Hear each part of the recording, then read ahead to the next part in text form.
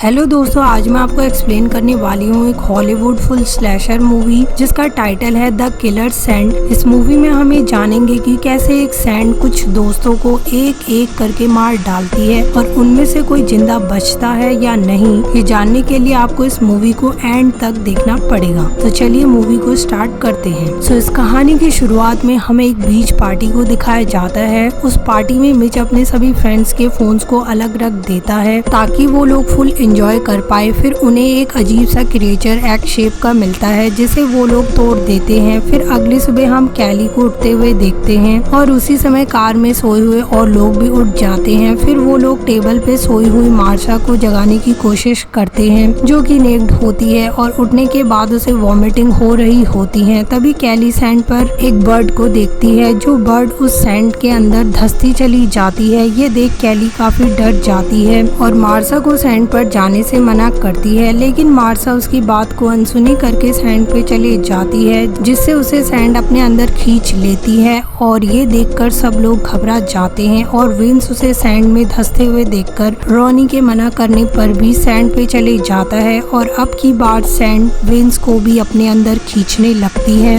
तभी Mitch wins को बचाने के लिए उसकी तरफ स्केटबोर्ड को फेंक, लेकिन ऐसा करने में अब काफी देर हो चुकी थी क्योंकि सैंड विंस की बॉडी को गला रही होती है और देखते ही देखते वो विंस की पूरी बॉडी को गला देती है। ये देखकर वो लोग सब डर जाते हैं, जिसके बाद मिच सबको हौसला देता है कि वो सब वहाँ से जिंदा सही सलामत निकल जाएंगे। इसके बाद वो जोना को कार स्टार्ट करने को कहता है, लेकिन काफी ट्राई करने के बाद भी कार स्टार्ट नहीं होती। फिर हमें गिलबर्ट्स को दिखाया जाता है जो ट्रैश कैन में फंसा हुआ होता है। वो जागने के बाद सबको उसे वहाँ से बाहर निकालने को बोलता है, लेकिन वो लोग उसे हिलने से मना करते हैं और उस सैंड के बारे में बताते हैं, बट फिर भी गिलबर्ट्स उनकी बातों पर विश्वास नहीं करता। तभी मिच उसको विश्वास दिलाता है और कहता है 2 घंटे में उसके पास रेस्क्यू टीम आने वाली है। अब कैली उन लोगों से पूछती है कि कल हमने जब सैंड में पार्टी करी थी तो वो बिल्कुल ठीक थे, लेकिन आज ये सैंड सबको मार रही है। और तभी वो देखते हैं कि उनके अलावा पार्टी में मौजूद सभी लोग मारे जा चुके हैं और वो लोग इसीलिए बच गए थे क्योंकि वो लोग सैंड के कांटेक्ट में नहीं आए थे। उस समय उनकी नजर उस एग शेप के क्रिएचर पर पड़ती है जो उन्हें रात को मिली थी। वो अब 2 टुकड़े में हो गई थी और उन्हें ये श्योर हो जाता है कि उस अंडे से कोई ना कोई क्रिएचर बाहर निकला है। इसके बाद जोना स्केटबोर्ड की मदद से क्रिएचर के साइज को चेक करने के लिए जाता है। तभी उसकी बोट फिसल जाती है और जैसे ही वो संभलता है तो सैंड से कुछ डेंजरस रुएं निकलते हैं और उसके पेट पर हमला कर देते हैं, लेकिन किसी तरह से वो टेबल पर चढ़ जाता है और तभी वो अपने पेट को देखता है जो धीरे धीरे सड़ने लगता है और उस जगह से खून निकलने लगता है, जिससे जोना को बहुत दर्द होता है और वो वहीं पर लेट जाता है। फिर उन सबको अपने फोन्स की याद आती है जो कि कार की डिग्गी में रखे हुए थे और फिर फोन्स को निकालने के लिए रूमी चैंडा की हेल्प से डिग्गी को खोलने की कोशिश करती है, लेकिन वो डिग्गी नहीं खोल पाती। इसके बाद चैंडा उसे टॉवल पकड़कर डिग्गी खोलने को कहती है, लेकिन फिर भी वो डिग्गी को नहीं खोल पाती। इसके बाद कैली उसे फिश कैचर देती है जिसकी मदद से वो डिग्गी को खोल लेती है और इस बार डिग्गी खुल गई होती है। तभी वहाँ पर बीच पेट्रोल का सुपरवाइजर आ जाता है जिसकी गाड़ी की आवाज सुनकर रोमी का ध्यान भटक जाता है, जिससे वो फिसल जाती है और उसकी उंगलियां डिग्गी में दब जाती हैं और वो पेन से चिल्लाने लगती है। इधर कैली, मिच और गिलबर्ट्स उस सुपरवाइजर को सैंड में पैर रखने से मना करते हैं, लेकिन वो उनकी बात नहीं मानता और गाड़ी से उतर जाता है और सैंड में चलने लगता है, जिसे देखकर वो लोग काफी हैरान हो जाते हैं क्योंकि वो सैंड में बड़े आराम से चल पा रहा था और वो सैंड उसको कुछ नहीं कर रही थी। इसके बाद वो जोना के पास जाकर उसके पेट का हाल देखता है